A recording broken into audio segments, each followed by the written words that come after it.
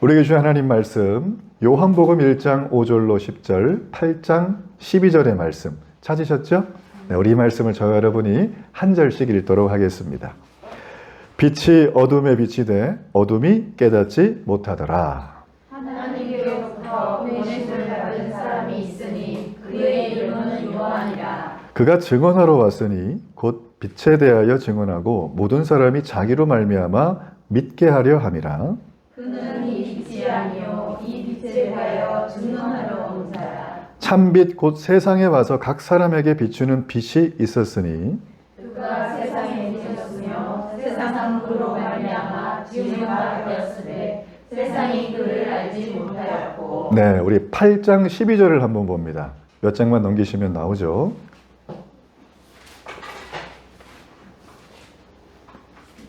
요한복음 8장 12절의 말씀. 자, 이 말씀을 우리 다 같이 한 목소리로 읽도록 합니다. 8장 12절. 예수께서 또 말씀하여 이르시되 나는 세상의 빛이니 나를 따르는 자는 어둠에 다니지 아니하고 생명의 빛을 얻으리라. 아멘. 네, 축복합니다.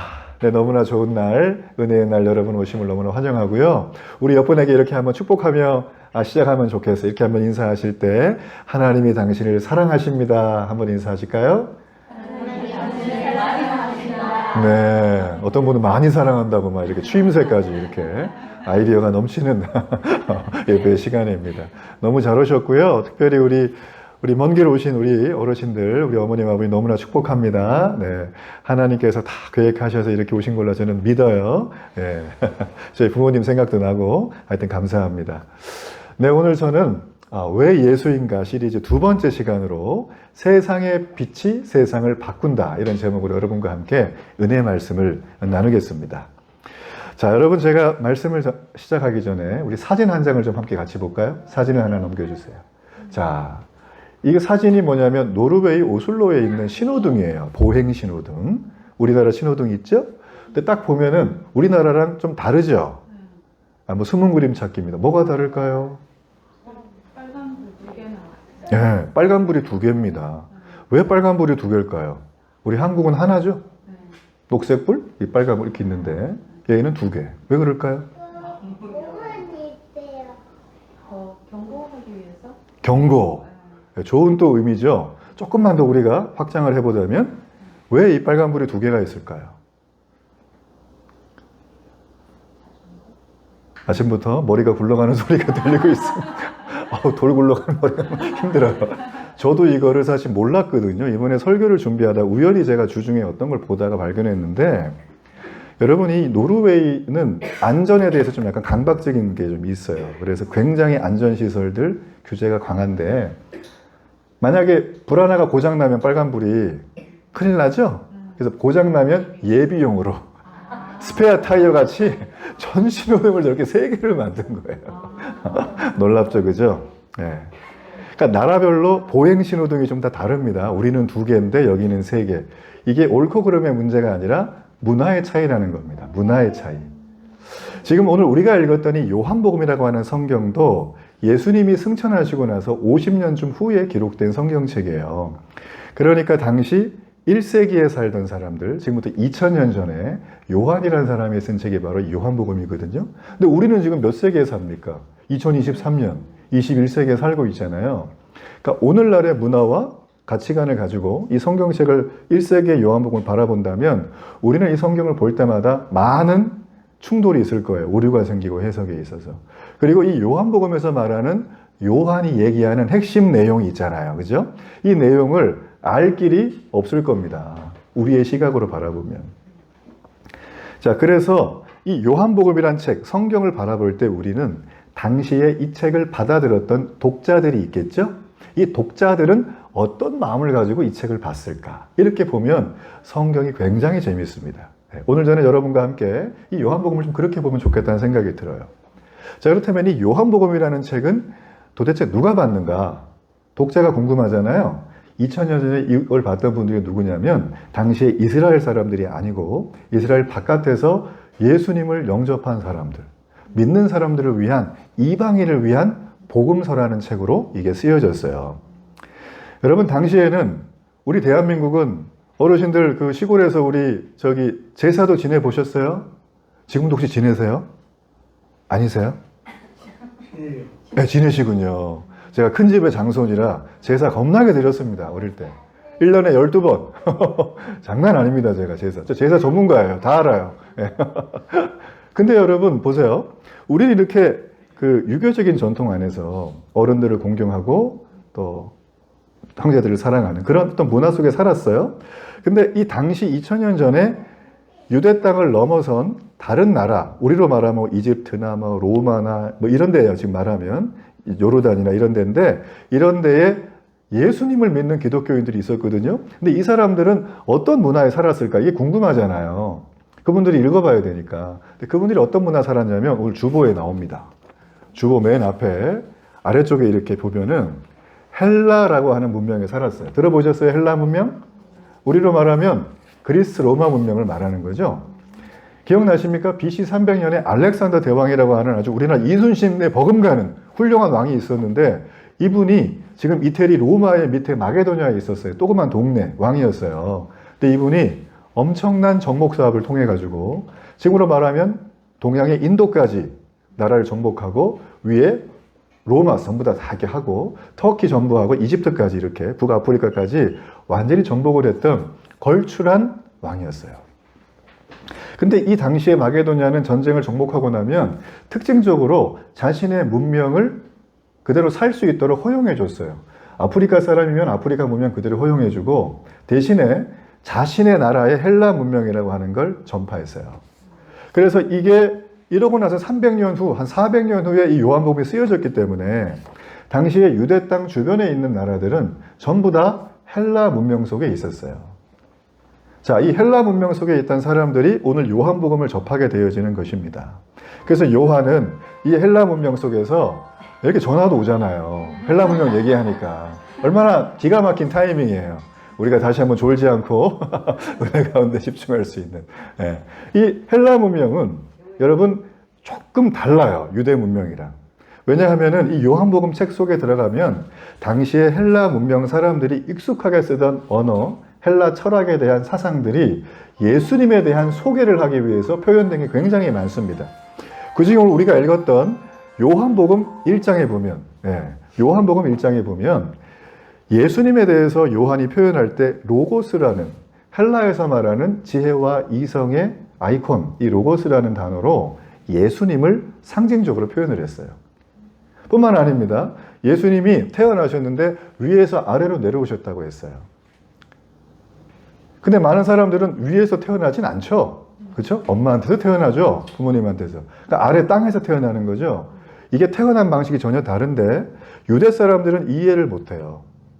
시간은 흘러가는 거야. 다시 안 와. 이렇게 시간이 쭉 총알처럼 날아가는 일직선의 세계관을 가지고 있었는데 헬라에 있는 사람들은 시간이 공간에 다 차야 된다는 개념을 가지고 있어요.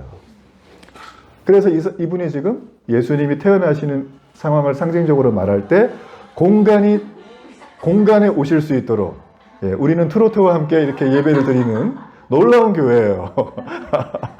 은혜가 넘칩니다. 여러분 미스트롯 많이 보시기 바랍니다. 저 어디까지 했죠 지금? 헬라하게 하다가 공간 얘기했어요. 자, 여러분 텔레비 예능 보지 마세요. 제가 더 재밌어요. 이 헬라라고 하는 사람은 시간을 생각할 때 위에서부터 아래로 태어나는 공간적인 개념을 시간으로 이해를 했기 때문에 공간에 대한 얘기를 가지고 예수님을 설명한 거예요. 기가 막히지 않습니까? 기가 막히지 않아요? 또 있어요. 이 요한복음에는 이렇게 서로 대조되는 게 많아요. 예를 들자면 빛이 있으면 어둠이 있고, 맞죠? 그죠? 영이 있으면 육체가 있는 거예요. 그래서 이거를 복음으로 잘 표현했기 때문에 당시에 이 요한복음을 읽었던 수많은 사람들이 어떻게 생각했냐면 이거는 영의 복음서다 이렇게 얘기를 했어요. 영적인 책이다. 영적인 책이다. 우리도 지금 그 영적인 책을 21세기 버전으로 보고 있는 겁니다. 얼마나 축복이 되는지 여러분 모릅니다. 그렇죠, 그죠? 그래서 이 책에서 말하고 있는 핵심적인 결국은 하나님 나라는 천국을 말해요. 하나님 나라를 성취하신 예수 그리스도가 결국 봤더니 하나님의 아들이었다. 그분 자체가 하나님이네. 그리고 이분을 믿는 자들은 하나님의 자녀가 된다고 하는 말 그대로 복음을 아주 설득력 있게 제시하고 있는 책이 바로 요한복음입니다. 그래서 요한복음에 별칭이 있어요. 성령의 책이라 그래요. 성령의 책. 왜냐하면 우리가 구원받고 하나님의 자녀가 되고 천국을 가는 방법은 물과 성령으로 거듭나야 된다고 하는데 성령으로 거듭나야 된다고 하는 부분이 처음 나온 책이 바로 요한복음이에요. 그래서 성령의 복음이란 책의 별명이 가지고 있습니다. 21장밖에 안 되니까 여러분 꼭 하루에 한 장씩 한번 읽어보셔서 은혜가 넘치길 바랍니다. 자, 요한은 오늘 말씀해 보면 예수님을 소개할 때 이 헬라적인 방식으로 예수님은 참 빛이다. 우리말로 생명의 빛이다. 세상의 빛이다. 이런 말로 여러 번 표현을 하고 있습니다. 우리 요한복음 8장 12절의 말씀을 한번 볼까요? 자, 우리 이 말씀을 우리 화면을 보면서 함께 읽어보도록 하겠습니다. 예수께서 또 말씀하여 이르시되 나는 세상의 빛이니 나를 따르는 자는 어둠에 다니지 아니하고 생명의 빛을 얻으리라. 예수님은 빛을 비추기 위해서 이 땅에 오셨고 예수님이 이 땅에 빛으로 오셨다는 건 우리에게 생명을 주시기 위해서 오셨다는 말이 바로 요 얘기입니다. 그러니까 생명을 딴 데 가서 찾을 필요가 없다고 요한은 딱 잘라 말하고 있는 거예요. 여러분, 제가 여기서 잠깐 여러분의 주의를 잠깐 돌리기 위해서 퀴즈 하나만 내겠습니다. 여러분, 창세기란 책은 하나님이 세상을 만들었던 내용이 기록이 되어 있죠? 여러분, 창세기 1장에 보면 하나님이 우리가 보고 있는 모든 피조세계를 만들 때 제일 먼저 만든 게 있어요. 여러분 혹시 기억이 나십니까? 아니, 저 목사님은 맨날 질문만 해. 우린 질문 많은 게 뭐지요? 맞아요. 빛이에요. 예. 자, 우리 이 말씀 볼까요? 창세기 1장 3절의 말씀. 자, 이 말씀 함께 읽어봅니다. 하나님이 이르시되 빛이 있으라 하시니 빛이 있었고. 하나님이요, 제일 먼저 만드신 게 빛이에요. 그럼 도대체 하나님은 왜 빛을 처음 만드셨을까? 우리의 질문이 이어질 수밖에 없겠죠. 이유는 이 땅의 모든 사람과 생명체들, 모든 피조세계는 이 생명이라고 하는 빛이 내게 오지 않으면 우리는 살 수 없도록 하나님이 그렇게 설계를 하신 거예요. 우리의 DNA 속에. 여러분, 세계 2차 대전은 정말 끔찍한 전쟁이었죠. 나치 독일이 패망하고 나치 독일이 점령했던 수많은 여러 나라 중에 폴란드라고 하는 나라가 있었는데요. 이 폴란드는 나치 독일이 점령하에 있을 때 엄청난 지하 벙커를 만들어 놨어요. 근데 이 지하 벙커를 철거하기 위해서 폴란드에서 무려 6년이라는 세월을 보낼 만큼 굉장히 많은 벙커가 있었거든요. 근데 이 벙커를 철거하다가 보니까 독일군 병사가 발견이 된 거예요. 6년이 지났는데. 깜짝 놀랐습니다. 그 벙커에서 6년 사는 거죠. 나중에 보니까 이 벙커에 왜 독일군 병사들이 있었냐면 전쟁 막바지 무렵에 폭격을 당해서 입구가 무너진 거예요. 그러니까 못 나간 거죠. 지하 벙커니까. 근데 다행히 환기시설이 다 돼 있어가지고 숨을 쉴 수가 있었고 바람이 들어왔어요. 그리고 다행히 몇 년치 분량의 식량이 있었기 때문에 6명이 생존하는데 충분했습니다. 근데 들어가 봤더니만 생존자는 2명밖에 없는 거예요. 서로 싸운 것도 아니라는데. 왜 그렇겠습니까? 제가 이 에피소드를 보다가 정말 많은 생각을 했어요. 당시에 6명의 군인들이 처음 살아서 이렇게 있는데 여기에 가장 큰 문제는 빛이 들어오지 않는다는 겁니다. 숨은 쉬고 먹을 수는 있지만 빛이 안 들어오니까 사는 게 너무 힘든 거예요. 그래서 이 2명이 스스로 목숨을 끊어요. 그리고 또 얼마 정도 시간이 지나서 자기 이유도 모르게 2명이 또 죽습니다. 그리고 나머지 2명은 아주 피폐해진 정신을 가지고 4년을 버텨요. 그리고 드디어 이 앞에 있는 문을 열고 이 2명의 병사를 구출하는 그날 햇빛이 갑자기 확 들어가니까 그 중에 한 명이 심장마비로 죽어요. 너무 안타깝고 우리 인류 역사에 있어서는 안 될 그런 전쟁의 한 토막이었어요. 여러분, 우리가 인생을 살아가며 수많은 사람들이 이 빛에 대한 얘기를 하지만 저는 빛이 생명이라는 부분에 대해서는 굉장히 공감하고 동의합니다. 여러분, 의학자들이, 정신의학자들이나 심리학자들이 하는 말은 요즘 제 마음이 너무 힘들고 우울해요 그러면 다들 무슨 얘기 하죠? 밖에 나가서 햇빛을 좀 보라 그러죠. 하루에 30분은 무조건 산책을 하라고 얘기를 많이 합니다. 실제로요, 북극이랑 가까운 해가 굉장히 들지 않는 북쪽 유럽의 나라들은 해가 뜨잖아요? 그럼 다 벗어요. 선탠하는 거예요, 일광욕을. 그 사람들이 선택하는 이유는 아주 간단합니다. 좋은 몸매가 아니라 그 빛이 내 몸에 들어와야 내가 생명을 유지할 수 있기 때문에 그들은 일광욕을 다 한다는 거죠.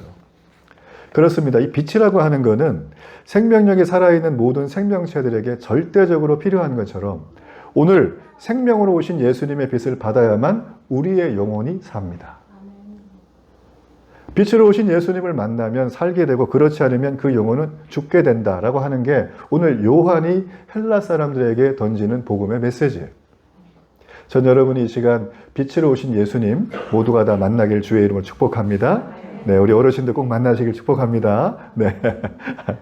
자, 그래서 여러분 요한이라는 사람이 오늘 우리가 아까 말씀을 읽었는데 1장 9절의 말씀을 보면 예수님이 세상에 와서라는 표현을 씁니다. 왔다라는 표현을 써요.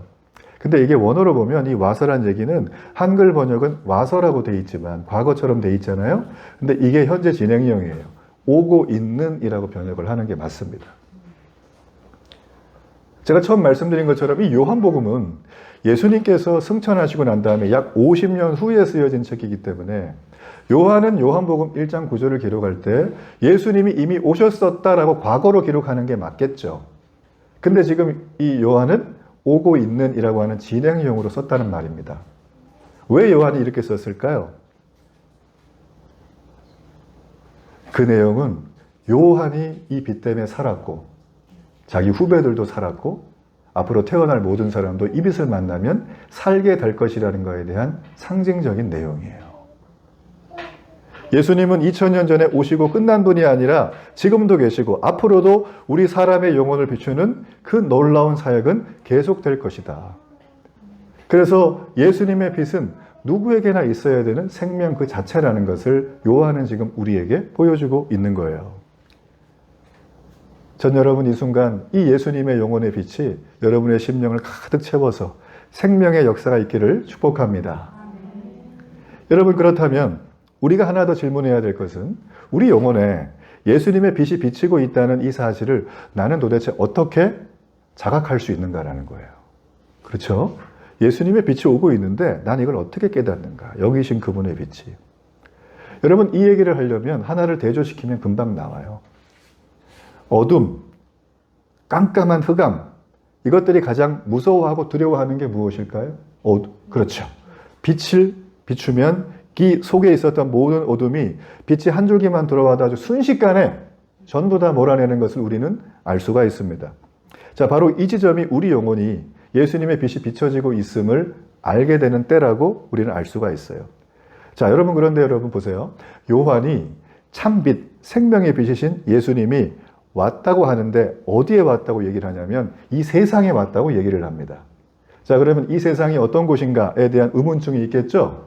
요한은 헬라 사람들에게 이 세상을 어떤 식으로 특정지어서 표현을 했을까? 자, 그게 바로 요한복음 1장 5절에 등장을 합니다. 자, 우리 이 말씀, 요한복음 1장 5절의 말씀 함께 한번 읽어보겠습니다. 빛이 어둠에 비치되 어둠이 깨닫지 못하더라.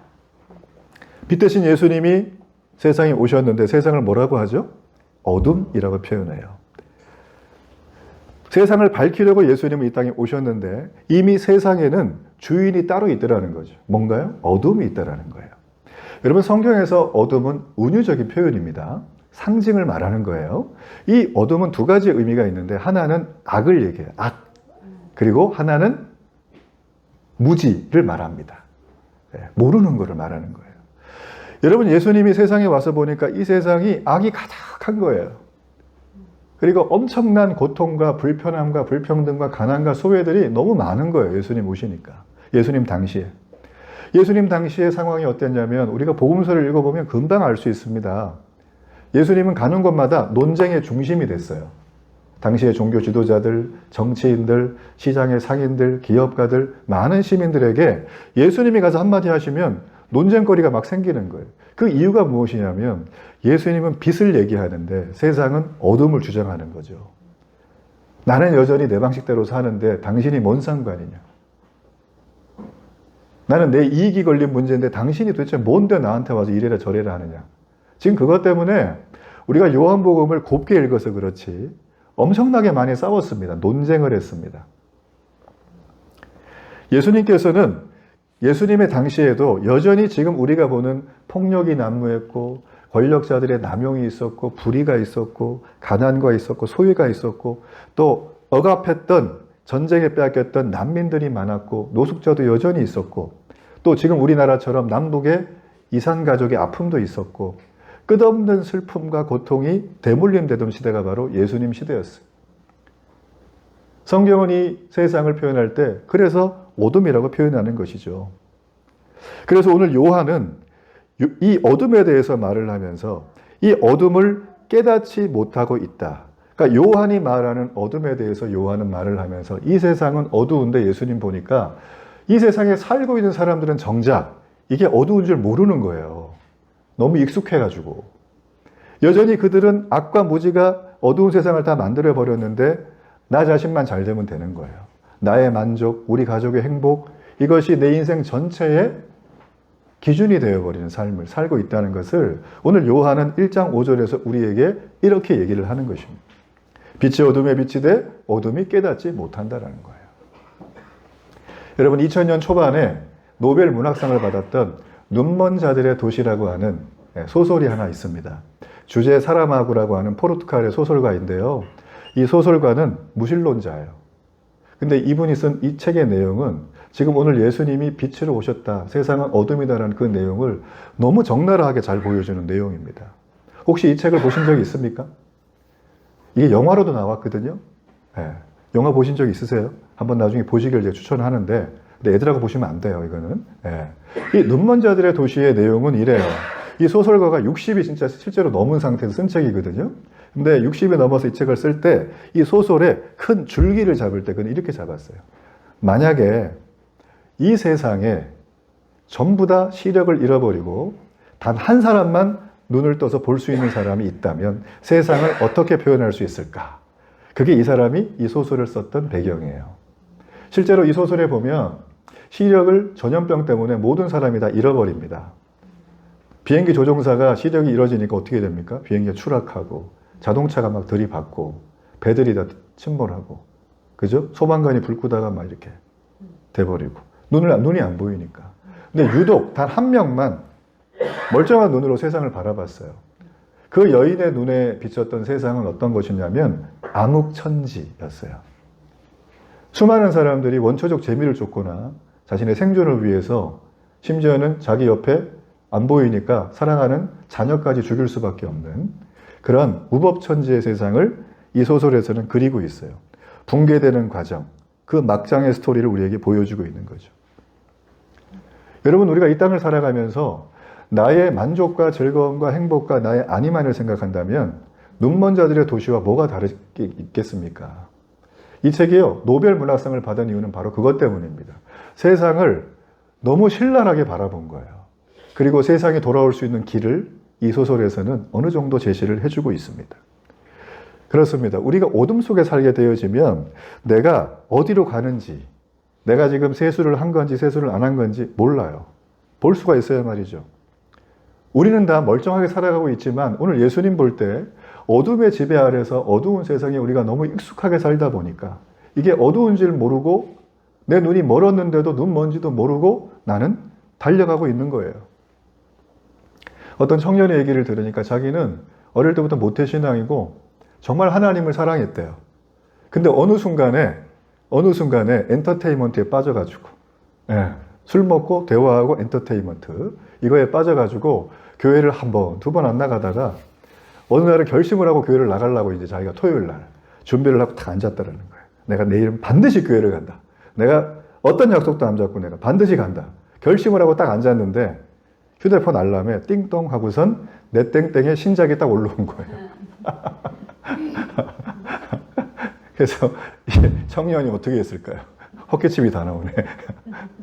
내 땡땡을 눌렀을까요? 안 눌렀을까요? 예, 누르는 순간 밤을 샌 거죠. 예. 여러분, 우리가요, 이 땅을 살아가며 내가 지금 어둠 속에 있는 걸 우리는 잘 인지를 못합니다. 모든 사람이 눈을 다 잊어버리고 시력을 상실한 상태에서 우리는 빛이라고 하는 것을 전혀 볼 수가 없기 때문에 그 독일군 그 지하 방고에 있었던 그 사람처럼 빛이 비치는 순간 심장마비가 날지도 몰라요. 우리는 너무 거대한 충격이기 때문에. 그래서 우리는 이 땅 속에서 나도 모르게 삶을 살아가지만 그 모든 것은 성경은 어둠이고 그 어둠은 죄의 권세 아래 놓여 있다고 말을 합니다. 그래서 우리가 죄를 질 수밖에 없는 거예요. 이해가 되십니까? 네. 요한복음 1장 10절의 말씀을 보십시오. 자, 이 말씀 한번 10절과 11절의 말씀 함께 읽어봅니다. 그가 세상에 계셨으며 세상은 그로 말미암아 지원받았을 때 세상이 그를 알지 못하였고 자기 땅에 오매 자기 백성이 영접하지 않았다. 어둠이니까 빛이 와도 몰라요. 눈을 감고 있으니까 앞에 빛이 왔다 갔다 해도 모르는 거예요. 그러니까 영접이 되겠습니까? 안 되는 거예요. 그래서 예수님을 믿는 사건은 세상 그 어떤 것보다 큰 기적입니다. 저는 세상 유일한 기적이 빛이신 주님을 내가 발견한 거예요. 그리고 영접한 거예요. 생각해보고. 기독교는 무턱대고 믿으라는 종교가 절대 아닙니다. 기독교는 강요하지 않아요. 선택을 얘기합니다. 대신에 알아보고 선택을 해라. 무턱대고 나는 교회가 이것 때문에 싫고요. 뭐 이것 때문에 어렵고요. TV 보니까 이런 것 때문에 나는 뭐 교회 별로예요. 이렇게 하는 분들 너무 안타까워요. 저는 그게. 일단 한번 알아보시라. 주변에 알아볼 것들은 너무 많고 저는 제일 중요한 게 예배에 참석하는 거라고 생각해요. 여러분은 복받은 분들입니다. 여러분 그래서요. 이 주님이 자신이 빛이니까 우리 마음에 모든 감추어져 있는 하나에 대해서 말을 하세요. 자, 그게 뭐냐면 에베소서 5장 13절의 말씀이에요. 자, 5장 13절의 말씀 한번 보여주실래요? 자, 우리 이 말씀을 함께 읽어봅니다. 그러나 책망을 받는 모든 것은 빛으로 말미암아 드러나나니 드러나는 것마다 빛이요. 여기서 책망을 받는 모든 것은 한 글자로 줄이면 죄예요. 네. 이게 빛이 오니까 어떻게 됩니까?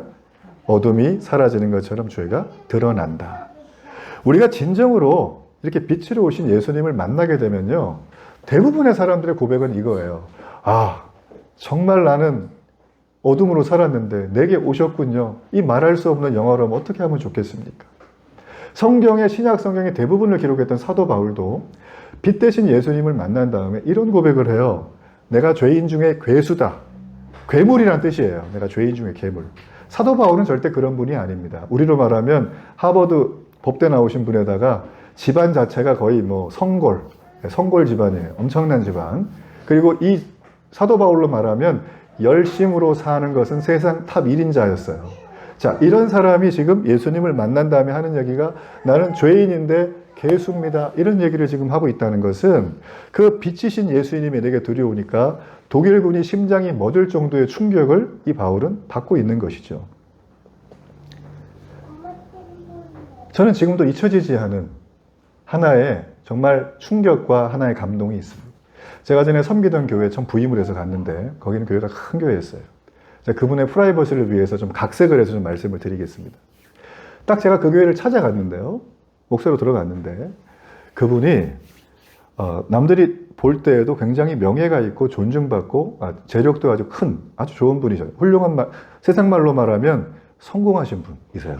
그래서 모든 사람들이 저분은 교회 앞에서 리더도 하시고 저렇게 또 멋지시고 말도 잘하시고 야 부럽다 이렇게 누가 딱 보면 그냥 그런 마음이 저절로 생길 만한 그런 분이세요. 근데 이분이 나와서 무슨 얘기를 하시냐면 저는 수십 년간 두 집 살림을 했습니다. 여기도 애가 있고 여기도 애가 있습니다. 생활비 양육비를 다 줬습니다. 돈이 많으시니까. 그리고 자기는 수많은 애인이 있습니다. 얘기를 하는 거예요. 충격이죠? 이 얘기를 저한테 혼자 했을까요? 예배 시간에 앞에 나와서 간증할 때 했을까요? 어떻게 하셨어요? 이걸 공동체의 재고백이라는 걸 가지고 합니다. 근데 이걸 한 번 하고 말았을까요? 매주 할까요? 매주 해요. 처음 오는 사람들이 있으면 맨날 해요. 거기 그분 아들도 앉아 있어요. 부인도 앉아 있고. 여러분 이걸 어떻게 생각하십니까? 전 정말 충격이었어요. 정말 자신의 수치스럽고 또 더 이상 이거는 내가 은밀한 거기 때문에 아무도 알아서는 안 되고 이런 거를 사실 진짜 뭐 울면서 고해상사 하듯이 목사한테만 하면 뭐 상관없겠죠. 저만 알고 있으면 되니까. 그쵸? 제가 기도해드리고. 근데 이거를 아무도 모르는 대중 앞에서 한다는 거고. 그것도 매주 한다는 거고. 때마다 한다는 거. 전 이걸 보면서 너무 충격을 제가 받고 한편으로는 바울이 생각이 난 거예요. 내가 죄인 중에 괴수라고 했던 바울의 말. 바울은 죄인이 아닙니다. 율법적으로 보면. 성경 말씀 잘 지켰던 사람이에요. 근데 그가 괴물이라고 했던 그 결정적인 이유는 빛이 생명이기 때문이에요. 그 얘기예요. 이분도 그걸 경험하신 분입니다. 내 은밀한 죄를 그것도 공동체 앞에서 고백하는 거 내가 이렇게까지 해야 되느냐? 그분이 고백했어요. 내가 이걸 고백해야지만 목사님, 내 속에 있는 어둠이라고 하는 마귀가 나를 마음대로 하질 못합니다. 나는 주인이 예수님을 바뀌었거든요. 그 얘기를 이렇게 하십니다. 저는 그 말을 듣고서야 충분히 이해가 되고 공감이 됐어요. 그렇죠. 우리 마음에는 어둠이라는 집을 짓고 있는 기생하는 기생충 같은 마귀가 또아리를 틀고 있습니다. 그래서 우리는 날마다 영과 육의 싸움이 있는 거예요. 나는 성령의 사람인데 내 안에 육신의 영이 들어와가지고 나를 자꾸 붙들고 나를 이간질시키고 관계를 어그러뜨리고 갑자기 나도 모르게 막 험한 말이 팍 튀어나오고 이렇게 하는 것들은 내 컨디션도 안 좋고 여러 가지 환경적인 요인도 있을 수 있지만 그걸 빌미로 하여 드러난 마귀의 전략이라고 오늘 바울은 말하고 있는 거예요. 이런 어둠의 모습 가운데 있는 우리의 삶에 예수님이 오신 거예요. 예수님이 오셔서 빛을 비춰주신 거예요. 빛이 들어오니까 그분이 살았고 바울이 살았고 요한이 사는 것처럼 이 요한복음 읽었던 독자들이 사는 것처럼 우리 영혼도 살 줄로 믿습니다. 여러분 그리고 나만 사는 게 아니라 이 서로에게 이 빛을 받은 사람들이 든든한 지지하는 사람이 되어줘야 돼요. 그런 공동체에 들어가야 되는 거예요. 이런 공동체가 되면 절대 무너지지 않는다는 것입니다. 저는 주일마다 예배 드릴 때마다 하나님 앞에 늘 감격과 감동이 있어요. 뿐만 아니라 이렇게 예배를 드리고 난 다음에 저는 식사하고 모임을 갖고 대화를 나누는 것도 예배의 연장이라고 저는 봅니다. 또 다른 형태의 예배. 예수님 그렇게 하셨거든요. 그래서 저는 마음에 소원이 있어요.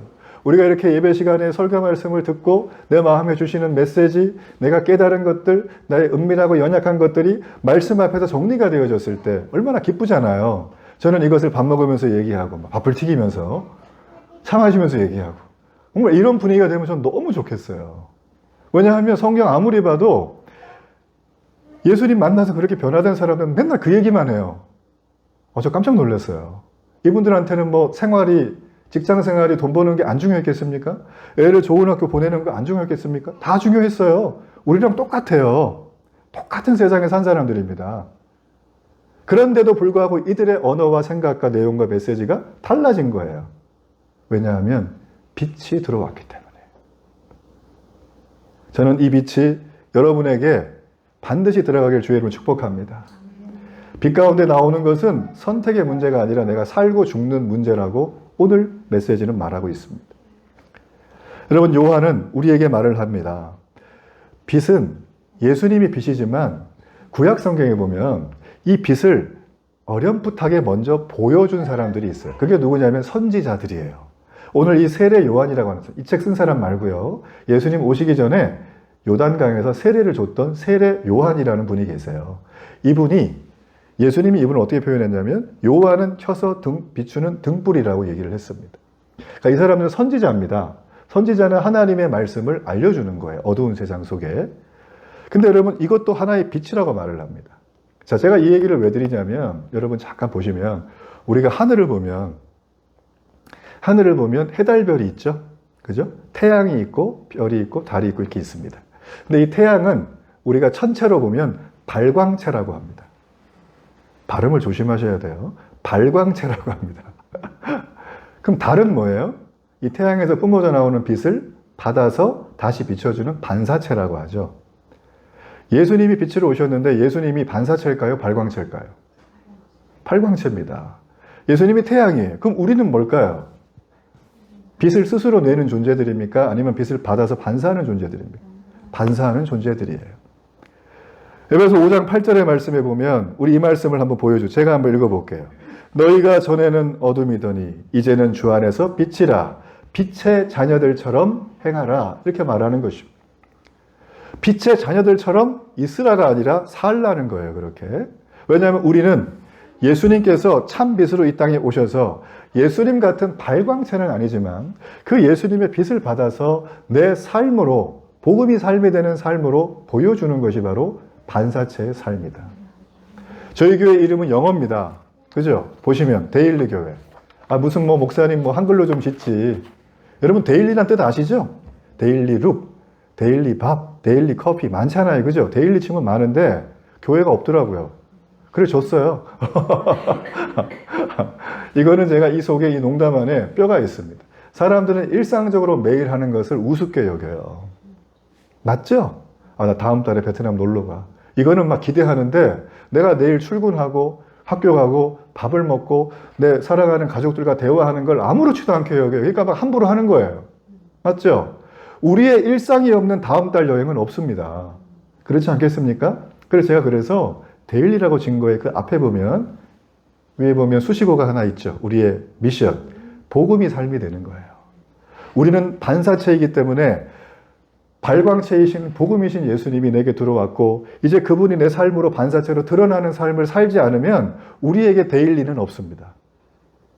아주 심플하고 간단한 얘기입니다. 저는 그래서 마태복음 5장 16절의 말씀을 읽기를 원합니다.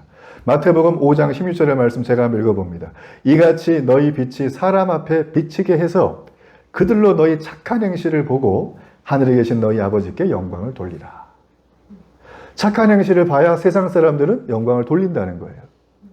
제가 주중에 어떤 그 개인 블로그를 보다가 참 감명 깊은 하나의 글을 봐서 제가 여러분에게 한번 소개해드리기 원합니다. 이분이 아침에 지하철을 타고 출근하신 분인데요. 지하철을 타고 추운 날 쌀쌀한 아침에 지하철을 타고 출근을 하는 길이었어요. 이제 자기가 내려야 되는 역에 딱 내려서 종전걸음으로 계단을 향해서 막 올라가고 있었습니다. 그때는 비도 좀 세차게 왔고 날씨도 추웠기 때문에 많은 사람들이 움츠리고 제갈길을 가기 바빴어요. 근데 이분의 시선에 이렇게 들어보니까 저 앞에 어떤 할머니가 수많은 인파 속에 혼자 걸어 올라가시는 거예요. 근데 거기에 지붕이 없어갖고 비를 다 맞고 추위에 그대로 노출된 채로 걸어가는 거예요. 수많은 사람들이 곁눈질도 하지 않고 할머니를 다 비켜 지나가더라고요. 근데 이분은 지나가다가 자기도 멈춰섰어요. 왜냐하면 어릴 때 자신을 키워준 할머니가 생각이 났던 거예요. 그래서 우산을 씌워드리면서 할머니 어디까지 가세요? 제가 바래다 드릴 테니까 같이 가시자고. 그 할머니가 너무 당황하시고 너무 고마우셔가지고 연신 그 젊은 사람한테 너무 고맙다고. 이렇게 안아줘도 되는데 너무 고맙다고. 어르신이 얘기를 하신 거예요. 그래서 어르신이 젊은 사람 가는 길 바쁠 것 같으니까 막 빨리 걸어가신 거예요. 막 자기 걸음보다 더 빨리. 그래서 그 젊은 분이 괜찮다고 천천히 걸어가셔도 된다고. 이렇게 해서 요 앞에 있는 버스 정류장까지 잘 모시고 갔습니다. 근데 저 맞은편에 어떤 분이 우산을 들고 젊은 여자분이 막 달려오는 거예요. 그분이 막 흘러붙다 와가지고 그 할머니한테 우산을 딱 씌워드리면서 이렇게 상황 보니까 고마운 상황이잖아요. 그래서 그분한테 고맙다고. 우리 어머니가 자기 며느리인 거예요. 우리 어머니가 이렇게 힘든데 이렇게 해주셨냐고. 내가 지금 나왔는데 너무 감사하다고. 이렇게 얘기를 하셨다는 거죠. 그래서 이분이 그걸 듣고 괜찮다고 말씀하시고 걸어오는데 그 글에, 블로그 글의 마지막에 이런 문장이 있어요. 돌아가신 우리 할머니가 생각이 나 조금 도와드린 것 뿐인데 마음이 너무 편해지고 뿌듯했습니다. 전 여러분 이것이 빛의 자녀의 모습이 아닐까 생각합니다. 이분이 예수님을 믿는지는 모르겠어요. 그러나 빛의 자녀의 삶을 살아가는 것은 그렇게 막 거룩하고 스펙타클하고 엄청난 규모가 아닙니다. 지나가다가 내 눈에 띄는 그것, 내게 주신 그 마음, 저 영혼을 위해서 기도해야 되겠다는 그 마음 하나가 빛의 자녀의 길을 여시는 주님의 뜻이에요. 전 여러분에게 묻고 싶습니다. 도대체 어떤 빛을 비추고 살아가고 계십니까?